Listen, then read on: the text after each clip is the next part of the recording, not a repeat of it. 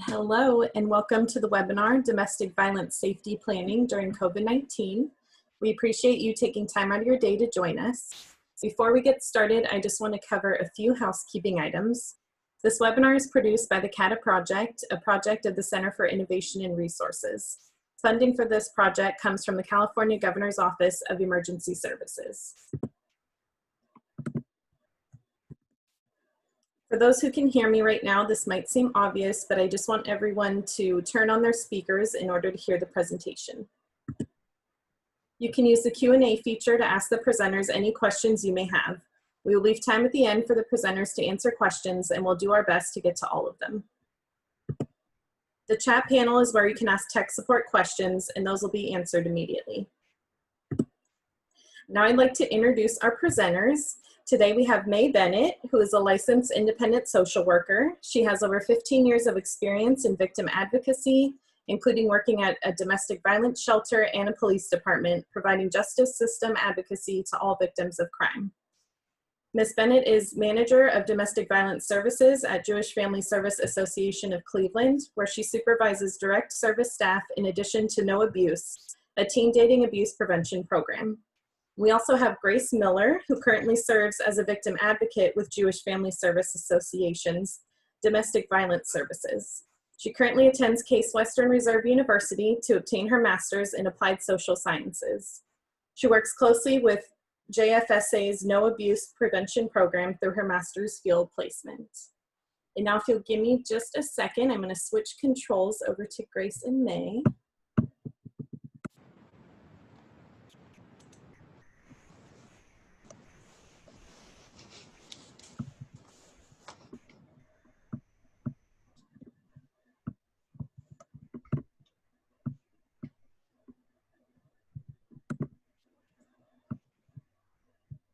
Oh my gosh, look how seamlessly that happened.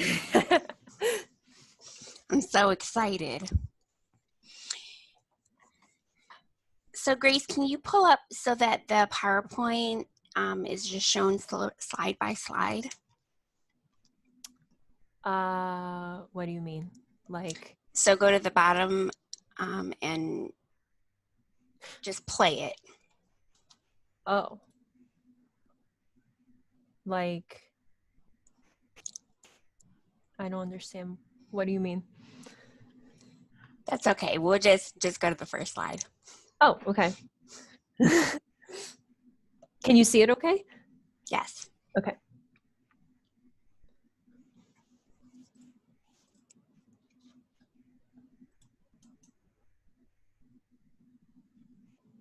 So as Grace is figuring that out, I want to start by talking about what our agenda is going to look like today. We have a lot of information to jam through in a short amount of time, but we absolutely want to leave some time for questions, comments, that type of thing. So first, we're going to talk about what is JFSA. Why is it that we are actually the presenters? We're going to talk about specific factors of COVID-19, safety planning solutions, and solutions specific to children. And then finally, we're going to cover self-care for ourselves. If you go to the bottom right hand, Grace, yeah, and you click, I don't know if you're able to see. So on my screen, it'll play it. It's pulled up as a full PowerPoint. So maybe that's where I had, is it okay now? No. Top right corner, you can press play. So I'm pressing play, but it's not. Let me. Oh no. Hold and on, I promised everyone we went through all of this to make sure that the technology was good. Okay, here we go. There we go. So in the next slide, you'll see where we talk a little bit about JFSA.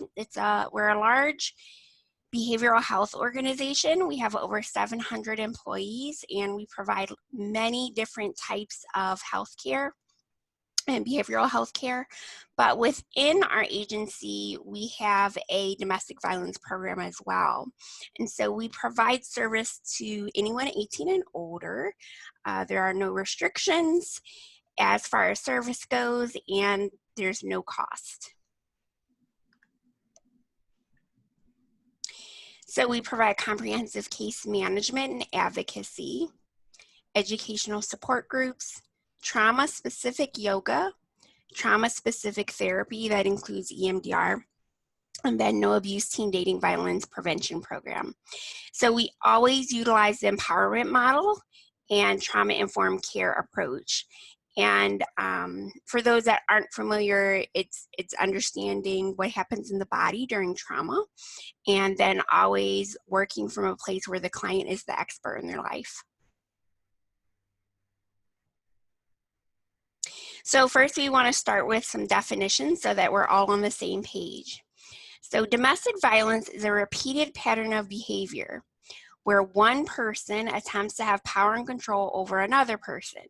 So in Ohio, when we talk about the criminal definition of domestic violence, there has to be physical abuse or threats of physical abuse.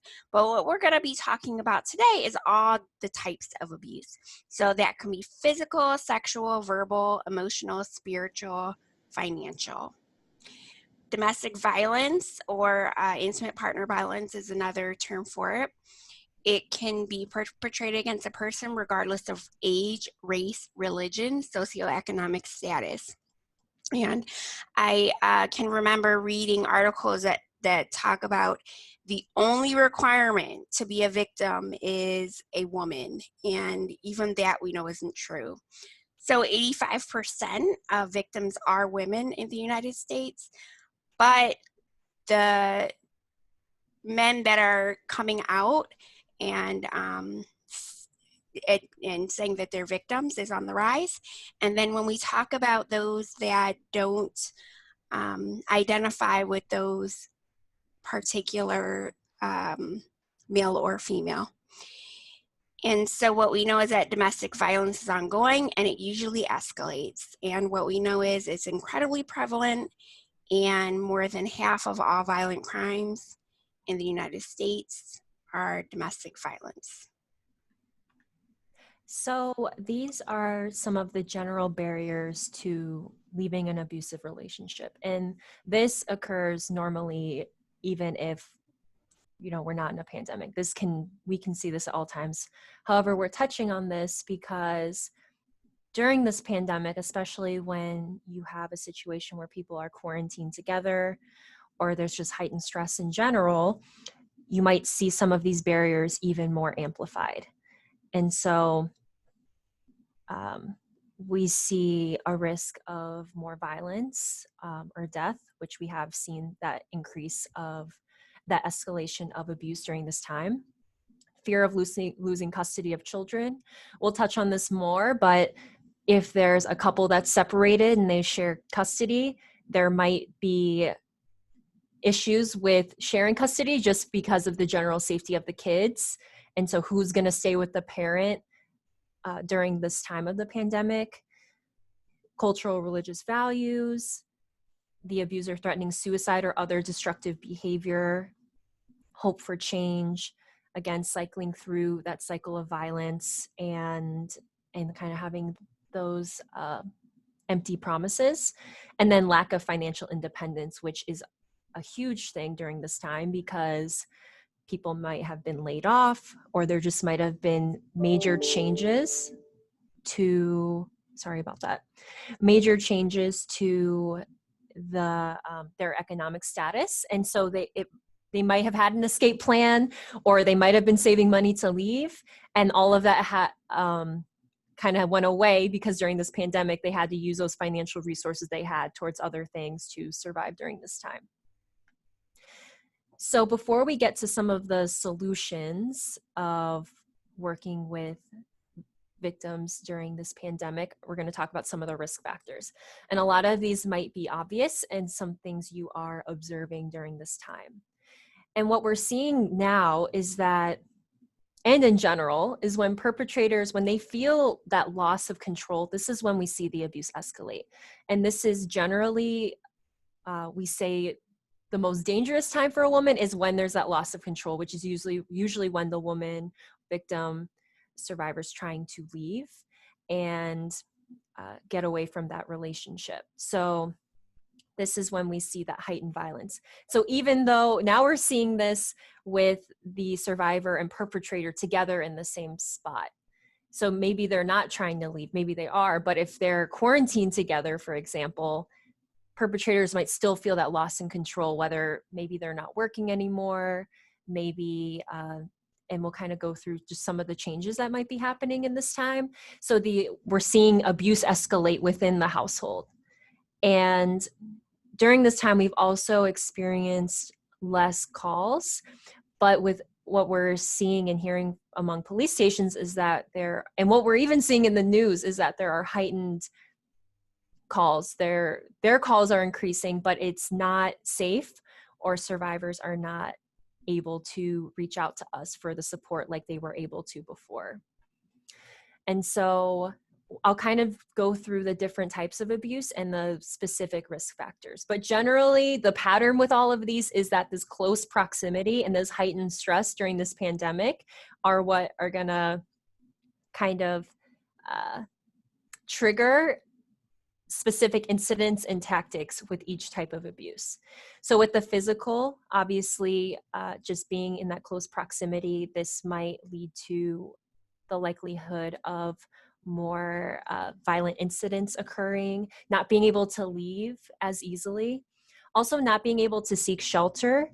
Either shelters are full because a lot of survivors are accessing shelter at this time, or what we're also seeing is that survivors are nervous to access shelter because they don't want to contract the virus. They also don't want to expose their children if they're fleeing with their children. So those are some of the challenges that shelters and survivors have been facing. And also just challenges using the court system. Courts, at least in our area at this point, are not allowing in-person hearings. So some of them are taking place on Zoom. And so filing for divorce, trying to get a protection order, it's going to be increasingly difficult. And a lot of it's needing to be done online. So there's obviously challenges with that. And for the emotional piece, like I had mentioned, seeking support that survivors were able to is not as likely because of not being able to confidentially speak with someone. So if a survivor was able to leave the house, if they were able to, I've had some clients who would stop by and visit us after work and tell their perpetrator they were staying at work late. So again, because there really isn't an excuse to leave the house, or the perpetrator is not letting them leave the house, and there's no safe space for them to speak with somebody, they are isolated from those support resources. And as I said, just the perpetrator using this pandemic as a way to further isolate the victim.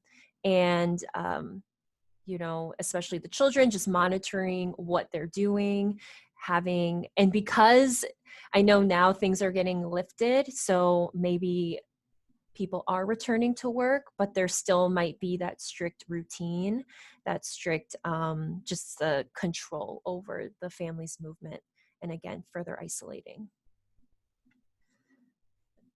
Another piece is heightened verbal abuse. So again, this ties into just being in closer proximity to the abuser. I had a client tell me she's working from home and her husband's working from home, and she says anytime she goes into the same room as him, he starts spewing out awful names at her, belittles her, and their teenage kids are at home as well. So again, it's just based on the type of abuse that the perpetrator falls back on, this is going to be heightened. And we've also seen using COVID-19 as a weapon. So one thing we've heard is, I'll throw you in the street to get coronavirus.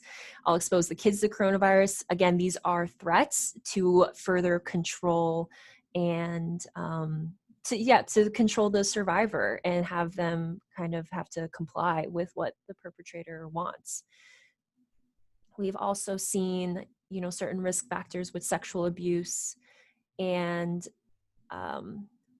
especially with like reproductive coercion. So whether it's forcing pregnancy, there's more controlled access to contraceptives. Maybe a survivor was able to use certain birth control methods, but now that they're in such close proximity or not able to obtain those that prescription because they can't leave at certain times, that could interfere.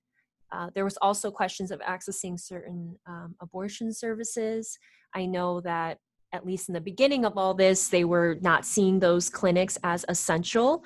And so inaccessibility was an issue for that. And also keeping in mind cultural factors as well. And so this is one specific aspect that we thought about and had clients experience, at least in the beginning. Again, things are opening up and things are changing, but the mikvah is somewhere Jewish women go after they've had their period, and they are not able to re-engage in sex with their husband until they have gone to the mikvah. So if they're not able to go to the mikvah, let's say they close it because it's open to women in the community who need to go.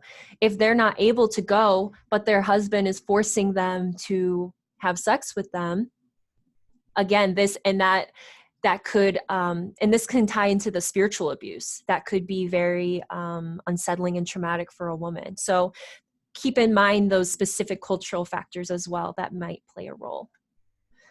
Again, that ties into the spiritual risk factors. And another thing that we see is isolation from the religious community. So again, that support system's isolated, but if people are not able to go to their place of worship or able to communicate with people in their religious community, that can be, it's hard. Again, that victim is isolated. Or even if the victim has challenges practicing their religion with their abuser, maybe they had to be more discreet about it. So it can go both ways. The abuser can force the victim to practice a religion they don't want to, or they can prevent them from practicing the religion that they choose to. So this can be amplified and escalated during this time. And the last piece I'll explain for risk factors is financial, which again, this financial piece is huge during this time because a lot of people are going through financial challenges right now. So overall, seeing an escalation of financial abuse with the stimulus checks, with obtaining benefits as needed, like unemployment benefits. I've seen many clients get this check in addition to maybe their tax return, and their perpetrator immediately took it and spent it all when they were planning on using that money to towards their escape plan or getting a car or what have you. So I've had to work with clients to how to protect those funds, especially when they are in close proximity with their perpetrator. Especially if they're sharing a bank account, there's so many pieces. And again, this impact of employment that just in general leads to heightened stress. And so whether it's the perpetrator just staying in the house at all times, maybe they're dependent on the victim. And so the victim's using all their financial resources on the family. And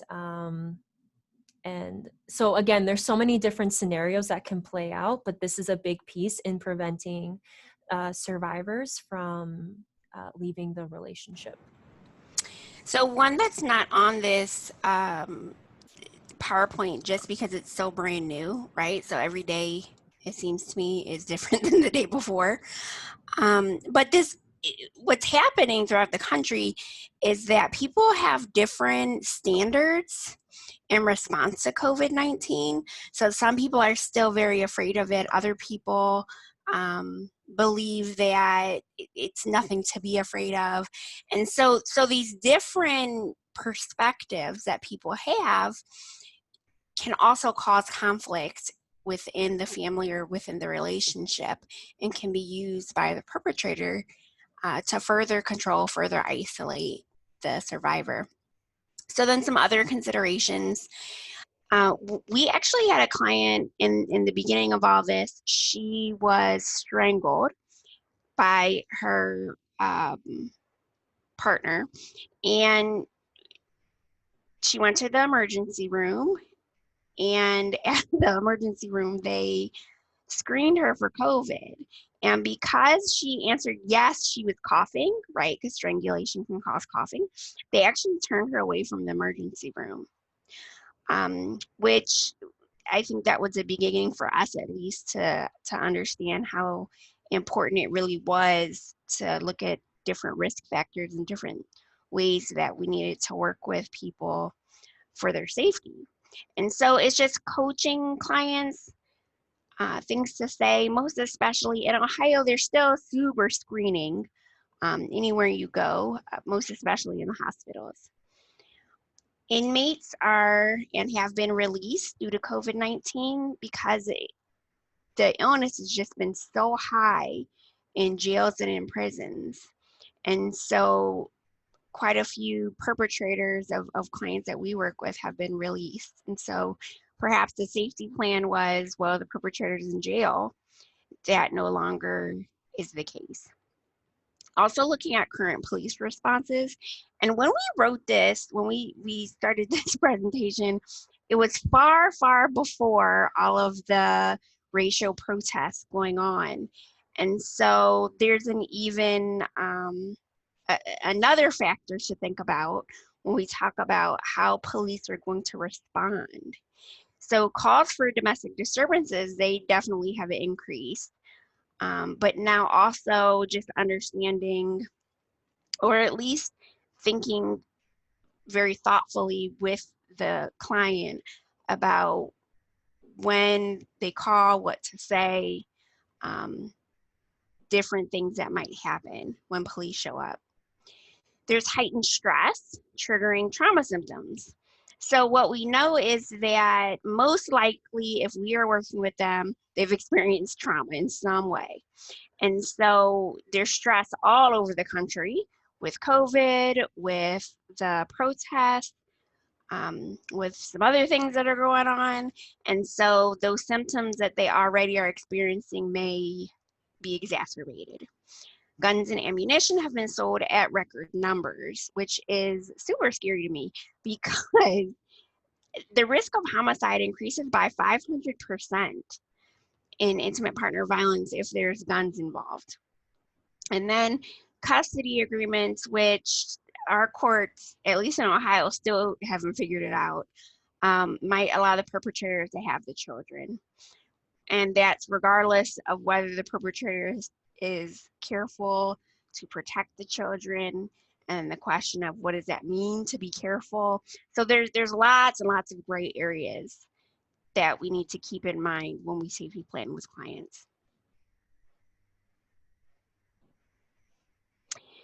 So when we talk about safety planning, we have to understand that the client is the expert of their life. Even though there's so much chaos going on right now, right? And sometimes all of us can feel as if there is no expert, no matter what. But the client really is the expert of their life. And so when we talk about safety planning, it has to be survivor driven. The survivor is going to have the best idea of how the perpetrator is going to react. Each plan has to be unique to the situation and to the survivor. Always use a trauma-informed lens. Always use cultural humility. And right now, hypervigilance might not be a bad thing.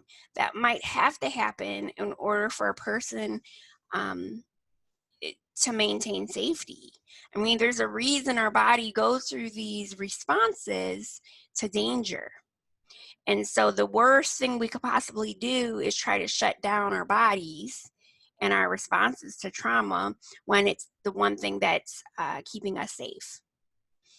And then finally, I want to say that in these times where we have to use technology, it might be a good idea to get the phone number and location of the survivor in the very beginning of the call, whether it's a Zoom call, whether it's a telephone, however, whatever the communication might be, and then ask where the perpetrator is in the very beginning.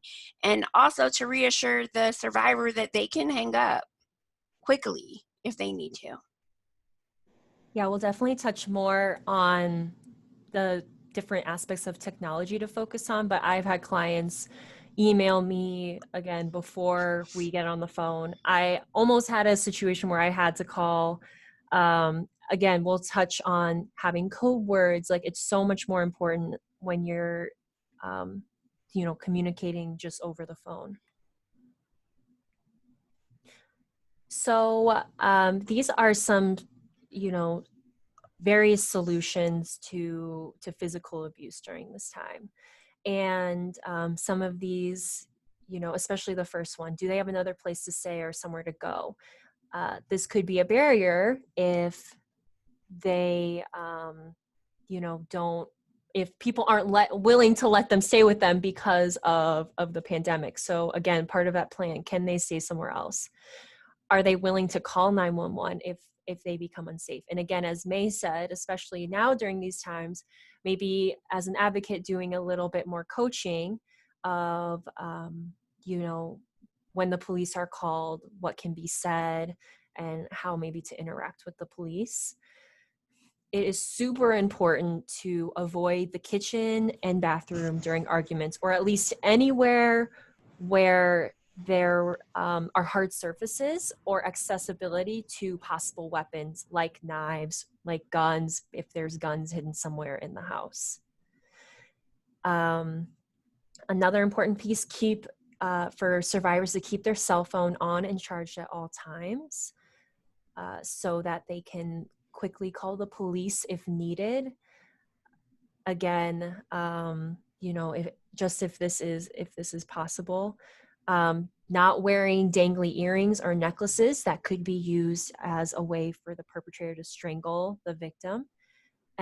Additionally, like a ponytail, so that the perpetrator can't use that to hurt the survivor. Another important piece we talk about with survivors is being able to escape to the car. So I've had some clients who, maybe, I'm so sorry. I've had clients who if they lived in an apartment building away from their perpetrator, let's say they've been split up from their perpetrator, but can they park maybe in a hidden spot in their apartment complex? Can they park somewhere where they can easily get to it and escape? They're not going to be blocked in. And then another piece is the garage. It's safer to keep the car in the garage so that maybe the perpetrator, if they live away from the victim, they don't know if they're home or not. Or is it safe to have the car outside of the garage just so that they can escape quickly as needed? So obviously depends on the survivor's situation.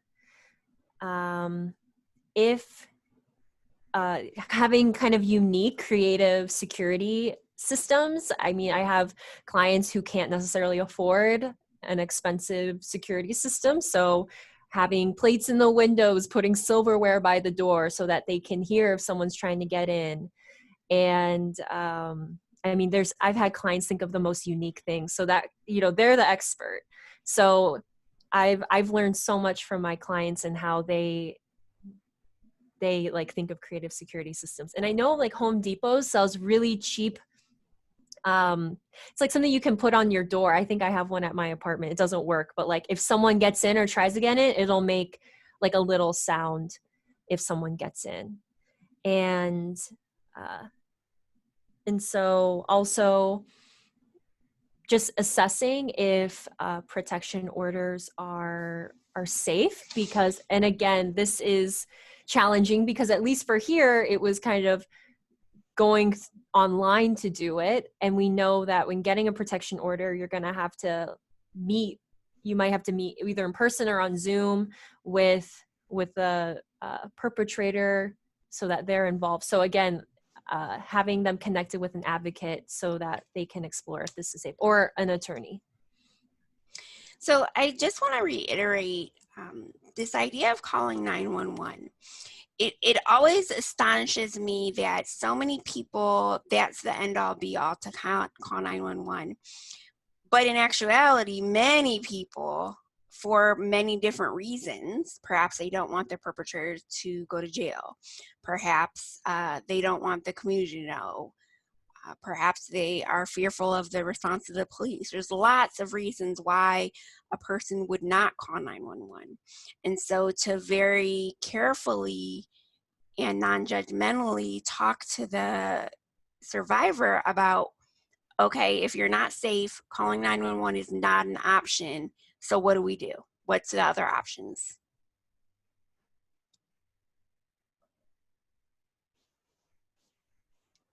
So this is one that I think is important. The police have been called, right? They're not there right away. They're not there in 30 seconds, typically. I mean, I haven't heard of that, but maybe somewhere they have. And sometimes I've heard it taking up to 30 minutes for police to get there. So how does a person stay safe between when they make that call to when the police get there? So is there a room to run to with a lock? Can something be wedged to keep the door closed? Looking at the layout of the house, is there a back door? Is there a side door to get to? That type of thing.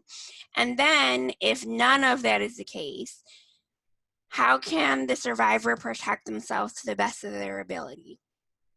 Hurling into a ball, protecting the head and the neck from blows.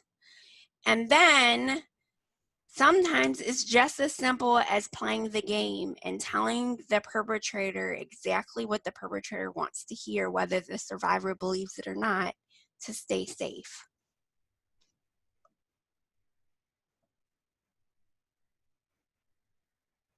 So again, this just goes along with that.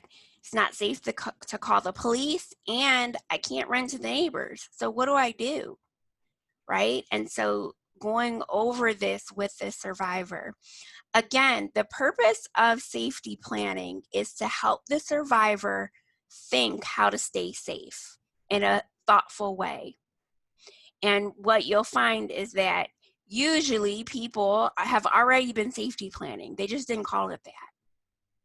And so when we go through these scenarios with someone, it's not because there's a guarantee that each of these scenarios is going to happen, but it's so that the survivor can know, okay, this is how I think about it. This is how I plan.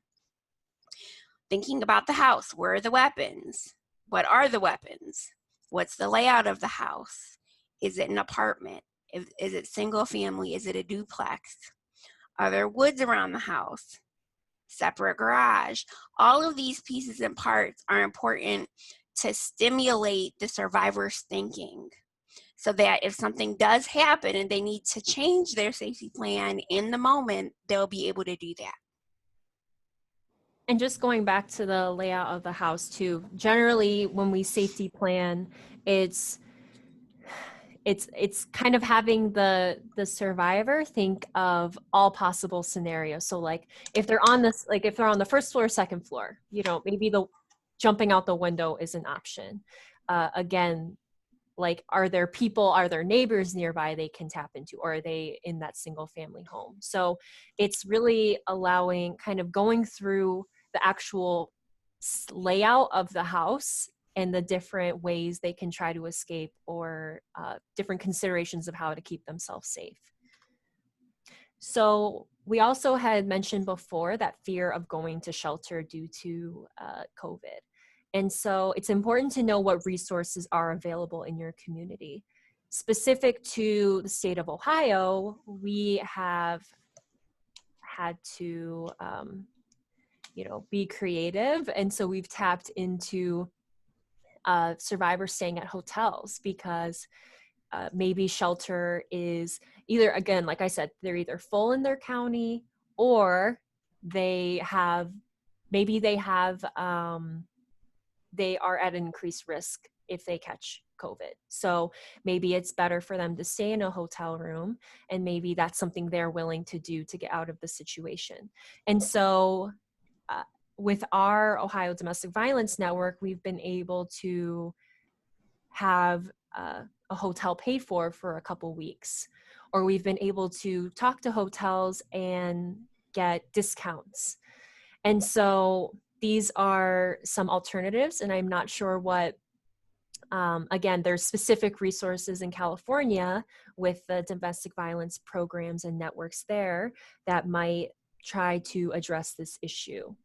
And another piece is that I've had to have some advocacy in terms of survivors going to hotels. I had one survivor who left that night and drove to a hotel. And the first hotel she went to, they said, well, you're not an essential worker, so you can't stay here.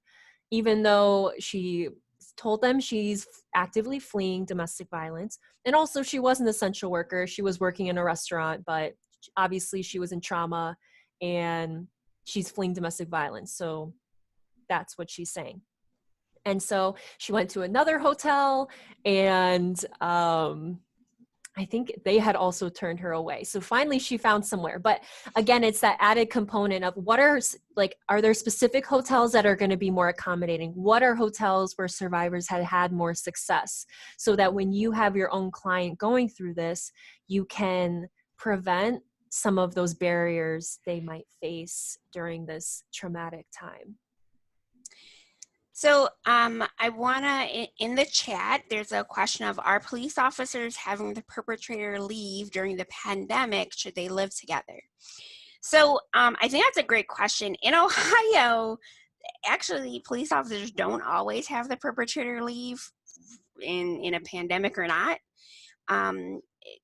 Oftentimes we hear going into different rooms. Maybe someone there's, multiple bedrooms, and the survivor could stay in one bedroom and the perpetrator stays in another bedroom.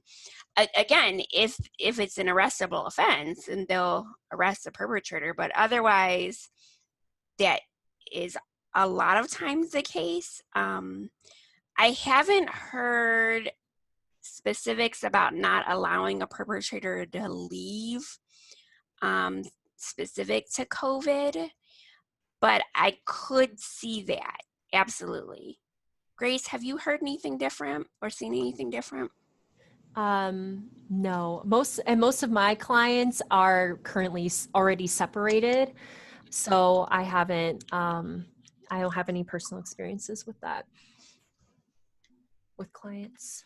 It might be a good idea to contact your local police and ask them what's going on. What are they doing?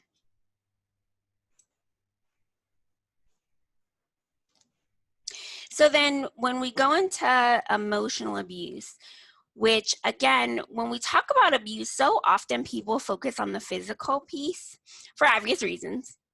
I mean, makes sense. But the emotional piece is just as important.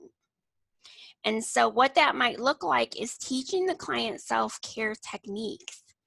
What that could be is positive self-talk, maybe some breathing exercises. My absolute favorite one is 7-11 breathing in for 7 counts and out for 11.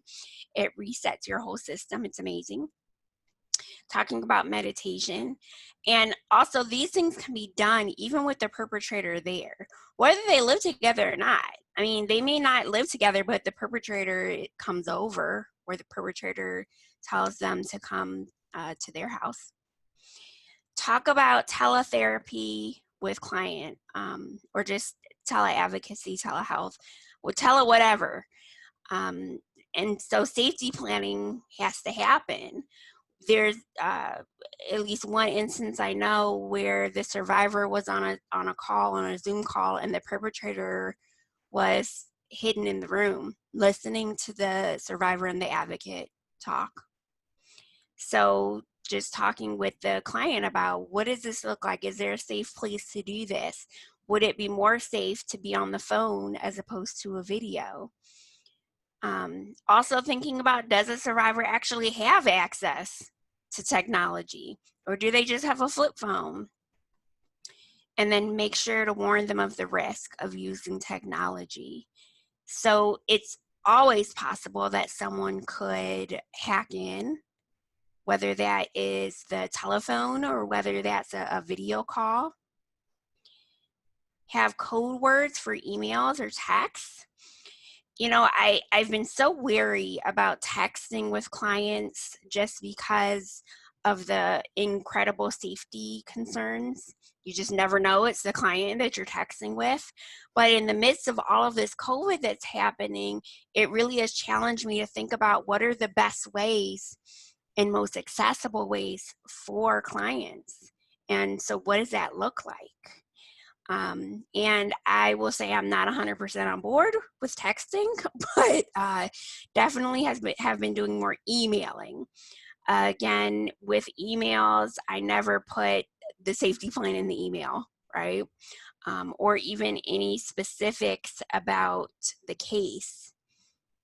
And then I usually allow clients to email whatever they need to email. Again, going off of telling them and going through with them what the risks are. And then as far as emotional solutions, like I said, just lie. If the survivor needs to lie to stay safe, then that's okay. I know I've worked with clients that have been wary about that and said they don't want to be considered liars.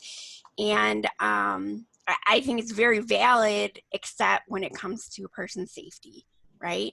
And so talk that out with them. And then disassociation, I think, is an amazing tool that our body already has.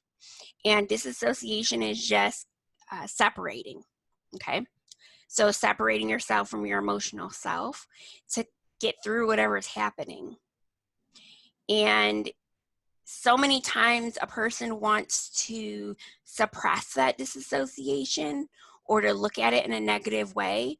But when we're talking about something, a dangerous situation or unsafe, even to our emotional selves, that disassociation can help us get through. I just wanted to touch on to that lying if necessary or playing the game. A part of the client safety plan, they had no choice. They were stuck with their abuser. There was no way out of it.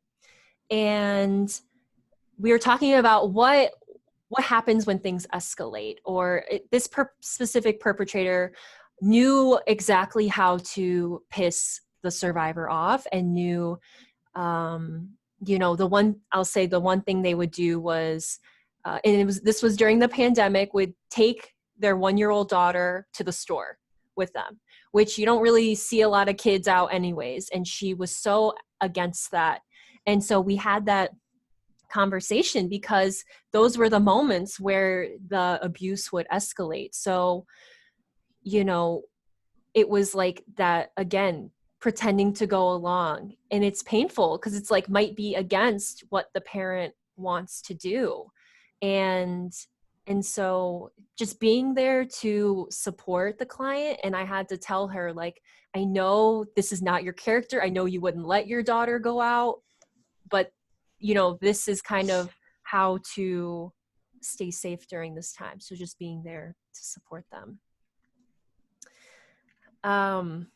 Some solutions to the verbal abuse. And again, this goes right what I was saying.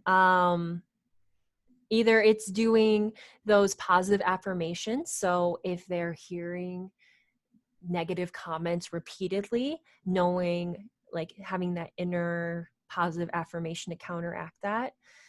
Or again, like, if the perpetrator is, it's playing the game, like kind of going along with what they're saying, and not, even though the survivor wants to argue so badly or kind of set those boundaries with the perpetrator, kind of during this time at least, or until they have a time where they can be safe, going along with it. And another piece to this is keeping physical distance. So I mentioned I had that client, every time she went in the same room as her husband, he would just spew horrible things at her. So how can they keep physical distance? Obviously, if you're living in a really small place, this is going to be super challenging. But,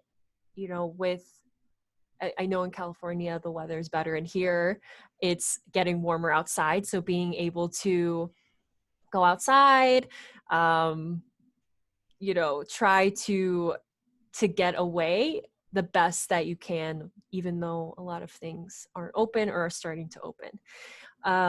solutions to sexual risk factors, again, keeping that distance, sleeping in separate rooms if that's possible, or trying to sleep separately as much as possible. And again, that piece of, can abortions be accessed, or just not even that, but like being able to, like, women's services in general, and keeping in mind how a survivor can access these, and also if there's any barriers to accessing these, just because things, the medical system's kind of going crazy right now with everything happening.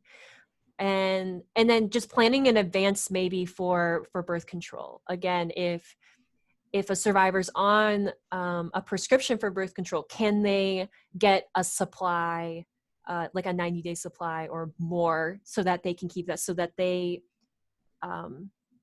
don't have to rely on needing to go out once a month to get what they need to get. So just some different solutions for that.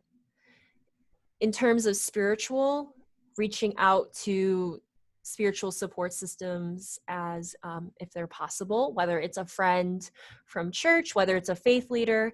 I think the positive thing in this is we've seen a lot of religious communities going on social media, whether they're live streaming church, or they're having just little talks. I've seen a lot of live streaming on Instagram of faith leaders. So being able to tap into those, just to kind of get through the day, or for survivors to get what they can from that community, even if it's not in the same way as normal.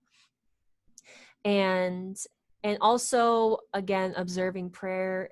If the perpetrator kind of restricts this, how can the survivor observe prayer in their own way? Maybe it's not the way they normally would, but just trying to, again, it's the positive affirmations, the emotional support for oneself.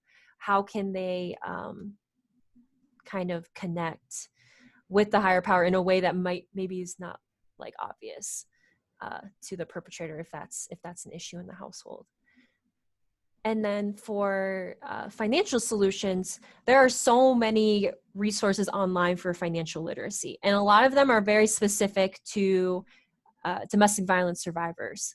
And so whether it's building credit, because we see perpetrators jeopardizing, sabotaging a victim's credit, so that when they do leave and try to get their own place, they face extreme barriers in doing so. So what are some ways they can, it's just financial literacy resources, or it's your domestic violence resources that know of specific resources. Again, always emphasizing the need to be the safety planning around this financial piece, how they can keep their money safe, how they can kind of financially plan in a confidential way so that the perpetrator doesn't see or know.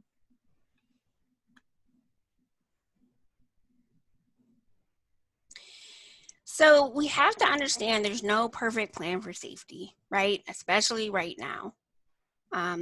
Reassure the client that you're there to support them as much as possible.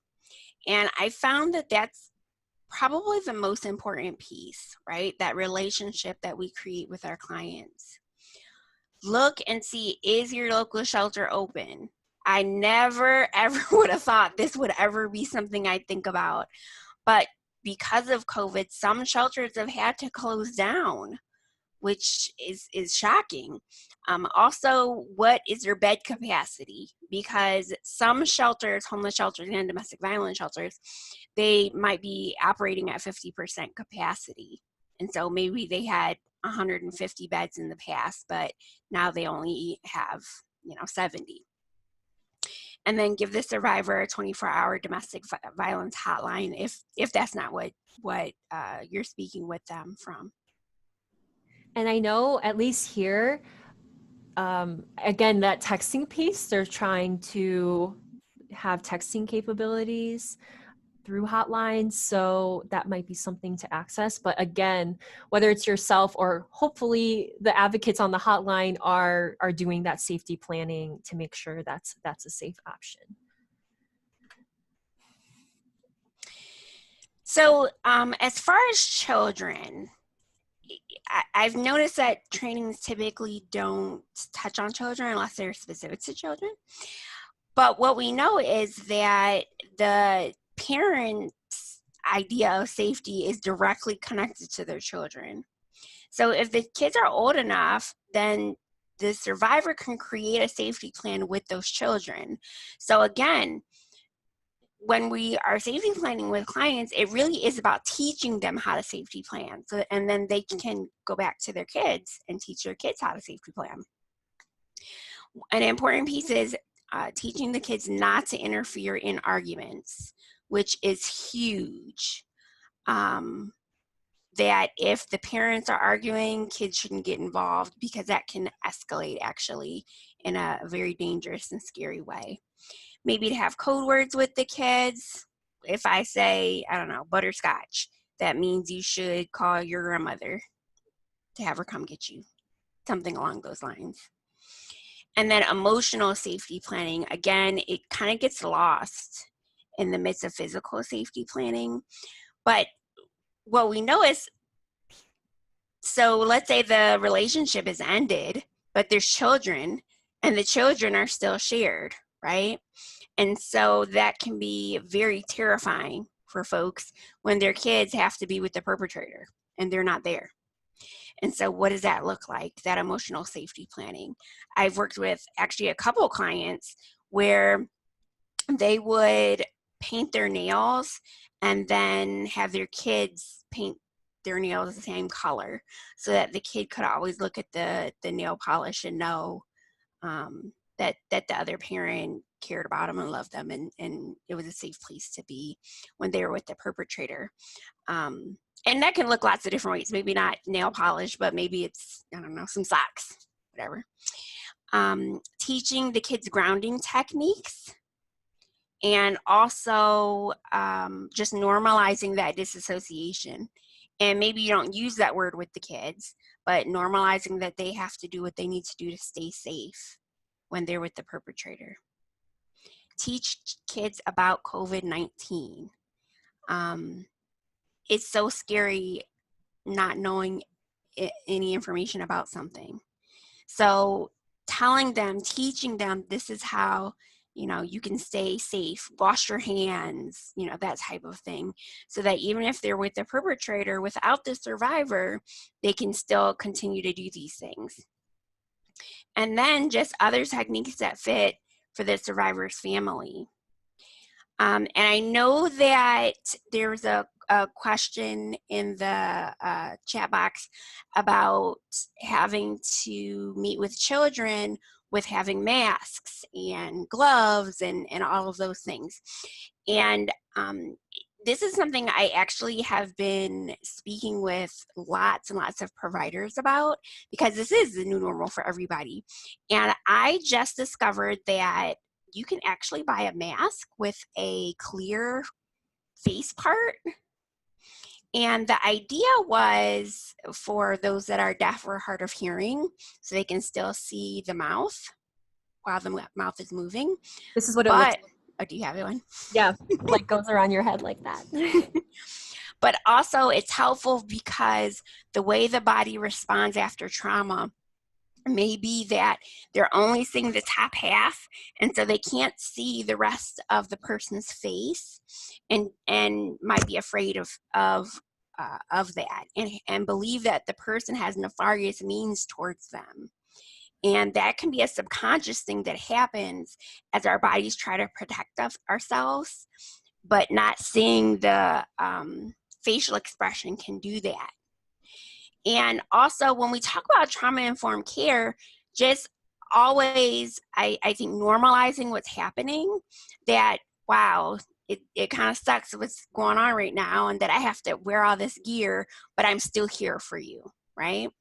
And again, just going back to that relationship building, that's the key really to everything we do, relationship building is vital.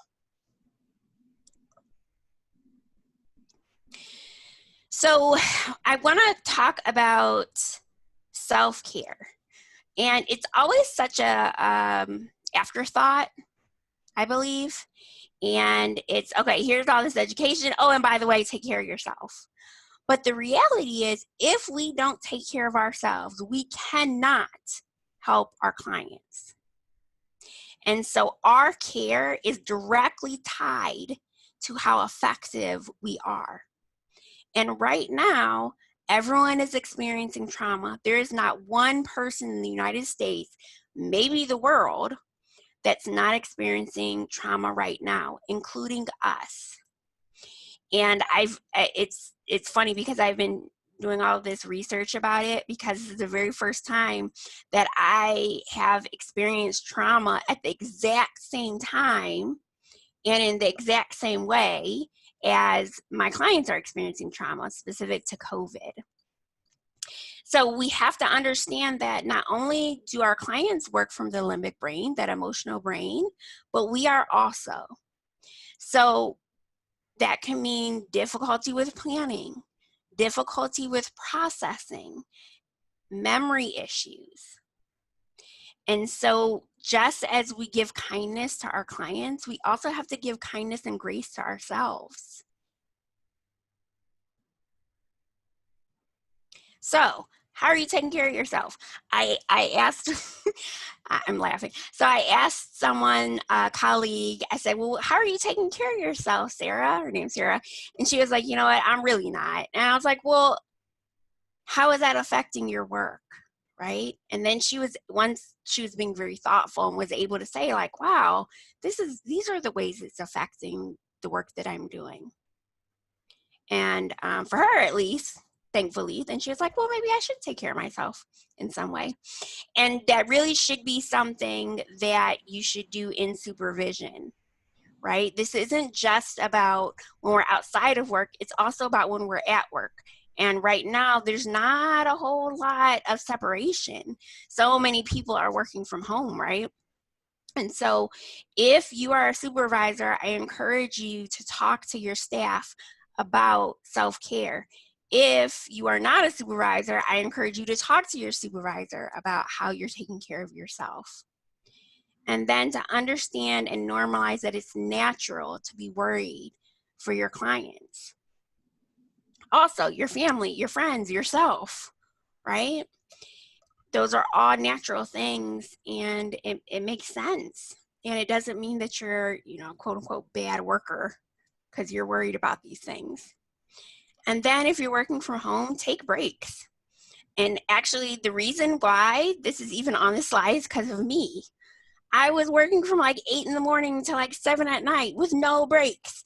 I don't know what the heck I was thinking. That was a horrible idea. So you have to take breaks, even if you put it in your calendar and thoughtfully plan out, what does that break look like? Does that mean going out on your porch? Exercise, take walks, and then set a routine.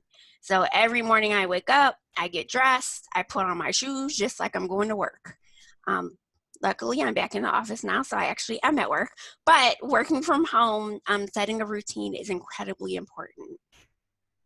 And I know, I'm sure this has been our norm for a while now, but I've found just vicarious trauma lately, especially hearing, the heightened violence victims are experiencing. Working from home, just having I have to work in my bedroom because that's the most confidential place I can be. But it's hard because I'm listening to these really traumatic stories, and then that's also where I need to relax and sleep. So I'm grateful to be back in the office a couple days a week, but I think we have to be even more thoughtful of our self-care plans.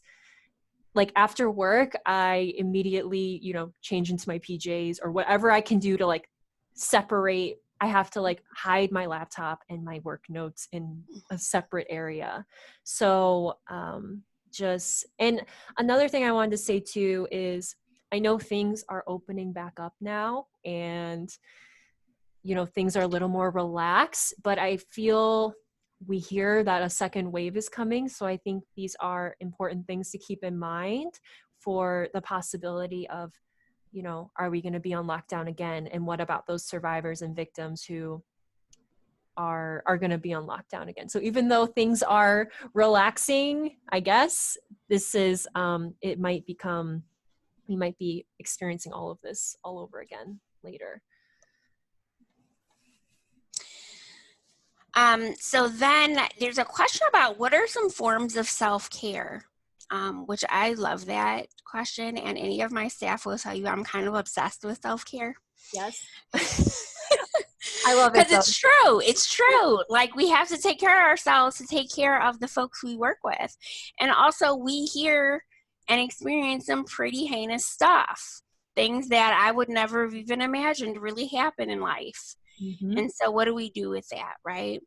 And so what that might look like is, what works best for me is exercising and the breathing, that 7-11 breathing. I tell you every time, it's so simple. I can do it anywhere. I do it throughout the day, where I breathe in for 7 counts, out for 11. I also have bubbles, and I always am giving staff bubbles. And I think it's just a fun and wonderful way to take care of ourselves, especially throughout the day, because that blowing is that exhale, right? You have to blow in and then you blow out. And then you also have beautiful bubbles to look at. Maybe drawing for folks that are artistically inclined. I am not, but like, maybe I'll do a stick figure if I really needed to, right? Some painting, finding people that you can speak with that can support you. I think that one of the most important relationships I have in my life is with my coworkers. When we talk about confidentiality, I can't talk to my partner about my workday. Mm-hmm. And so it's relying on each other as coworkers. And what that might look like is, now we can't go to each other's houses, but we have Zoom calls, right? And maybe those Zoom calls don't have anything to do with work. It really is just about checking in with each other and how we're all doing in the midst of all this. So those are just a handful. Can I add in just some things I do? So of course. May kept asking me like what I do to take care of myself. And when I first started, I was like, I don't know. Or I would say like, yeah, I do yoga. I try to eat healthy. But I've learned that it's more like about like the day to like every second, like what can I do to try to take care of myself and be aware of myself. So I'm a major I dissociate like crazy. Like that's just what I do. And sometimes I'll meet with a client and I'll dissociate like the rest of the day without realizing it.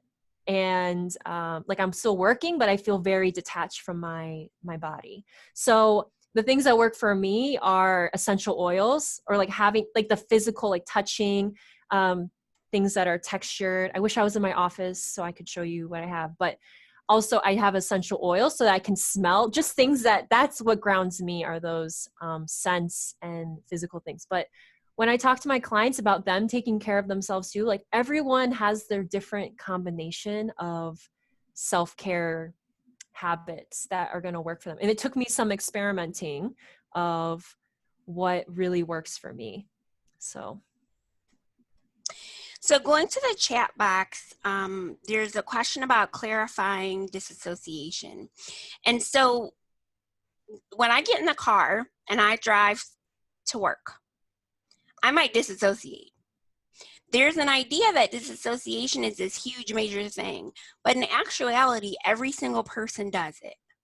And disassociation is purely just separation. And so when we talk about victims and trauma and abuse, what happens is disassociation becomes a tool for survival. So when disassociation is so extreme that it can have long-term negative effects, right? But at the same time, that might be what helps them survive. And so we have to balance that. But understanding that disassociation is on a continuum, just like most things, where It might be just me driving to my car from my home to the job, and then I'm like, oh my gosh, how did I get here? Because I disassociated that whole time. All the way to the extreme where a person might have DID, dissociative identity disorder. But again, it's a response to trauma when we look at those extremes all the way to DID. And so it's understanding that it's not always a negative. It really can be a tool to help. I hope that I answered that clearly. And another thing I wanted to say too, just so like dissociating can look, and this can tie in with just kids and teens too. Like I know I'm dissociating when I finish work and I like literally watch Netflix till I like go to sleep, or I like eat like dinner and I don't remember like eating, you know. It's again like doing things that in you don't feel like in your body, you're just kind of disconnecting. And so that's why dissociating can be helpful for kids or teens in these situations, because maybe you give them screen time. Maybe it's when we're fighting, like you put on your headphones, like you can like be on your iPad. And so like letting, you know, it's we say like don't binge Netflix, like these things aren't healthy, but sometimes in certain moments that can be helpful to try to get through a traumatic situation. So looking in the chat box, I see there's a question about a person that was 55 and she was kidnapped and raped and she had a son from that sexual assault, and then she came to the United States and is undocumented. And so the question is, how do you know if she can still get help? And that absolutely is possible. I'm just not clear what help you're looking for. So if you can contact me separate, and we're gonna have our emails, that kind of thing, up. And then we can specifically talk about that case and what resources may be available. So then back to the disassociation, which I just want to tell all of you guys, it's one of my most favorite topics. So I am not mad at all these questions about disassociation. So the question is, can someone disassociation cause someone to forget what happened, like they've lost a piece of time? Absolutely. It's actually pretty common to disassociate and to lose that moment that's happened. And again, when we talk about, so for instance, sexual assault is happening, and in order for the person to survive through that sexual assault, they disassociate. And so it's in a different piece of the memory.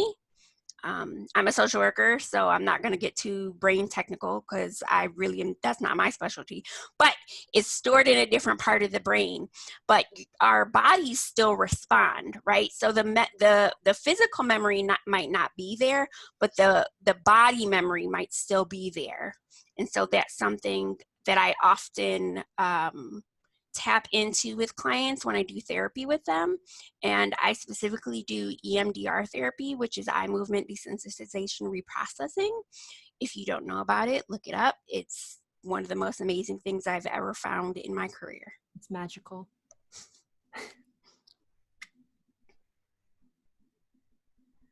So the question is, what techniques do you suggest for children that have experienced physical or emotional abuse and domestic violence and continue to have overnight visitations with perpetrator?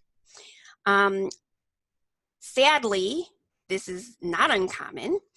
And I think it's just going to depend on the family. It depends on the child's age, right? It also depends on what's the abuse. I know you didn't put sexual abuse on there, so that's great. But how can the kids stay safe? In the same way that the partner, right? When we talk about intimate partner violence, can the kid just go along with the perpetrating parent to keep themselves safe? It's one of those things where there's no good answer. All answers are sucky answers. But depending on their age, is there a way to separate from the parent? Is there like Grace talked about, that disassociation while they're at that parent's house. Can they play video games, right? Maybe read. When we look at children that grow up in trauma, reading or creating a magical world in their mind to disassociate to isn't uncommon.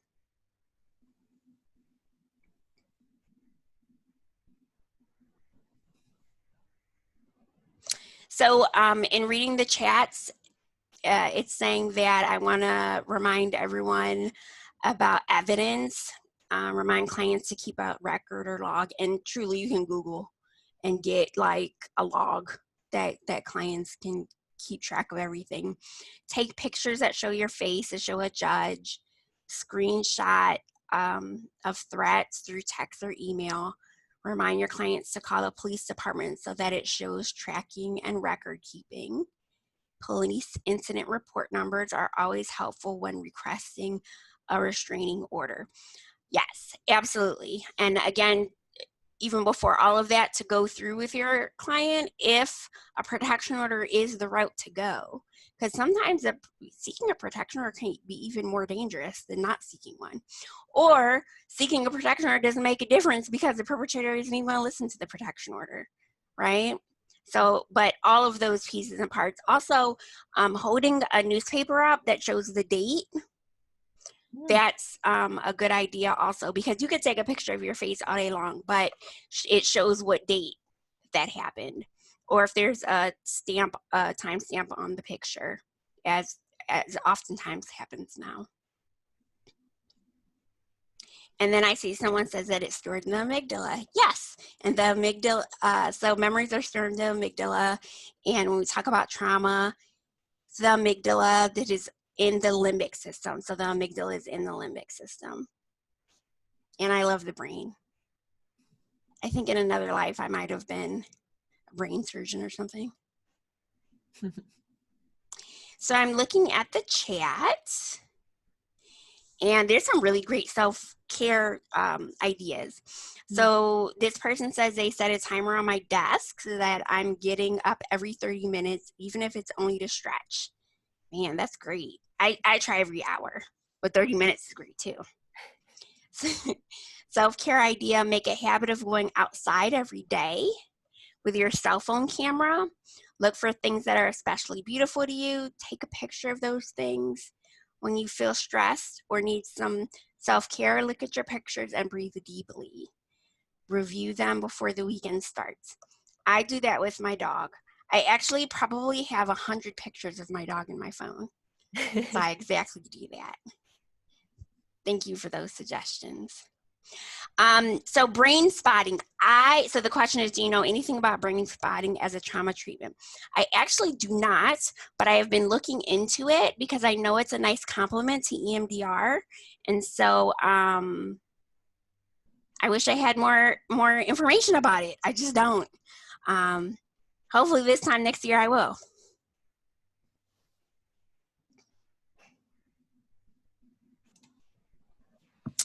So I think that we answered and we addressed all of the questions and all of the chats.